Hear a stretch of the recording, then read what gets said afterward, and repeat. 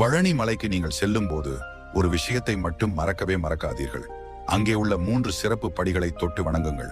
அவை சாதாரண படிகள் அல்ல, ஆழ்ந்த ஆன்மீக சக்தி நிறைந்த மர்ம படிகள். இப்பொழுது கவனமாக கேளுங்கள். முதலில் 48வது படி. மழையின் உயரம், காற்றின் ஓட்டம், சூரிய ஒளி இவை அனைத்தும் ஒன்றாக சந்திக்கும் இடம்தான் இந்த படி. பலர் இந்த படியை ஏறும்போது திடீரென சோர்வடைவதோ அல்லது சொல்ல முடியாத அமைதியில் மூழ்கி விடுவதோ நடக்கும். சிலருக்கு அங்கே அமர்ந்து தியானிக்க வேண்டும் போலவே தோன்றும். அடுத்தது 78வது படி. இது முந்தைய படிக்கு நேர்மாறான சக்தி கொண்டது. இந்த படியை தொட்டவுடன் உடல் சோர்வு நீங்கி புத்துணர்ச்சி பெருகும்.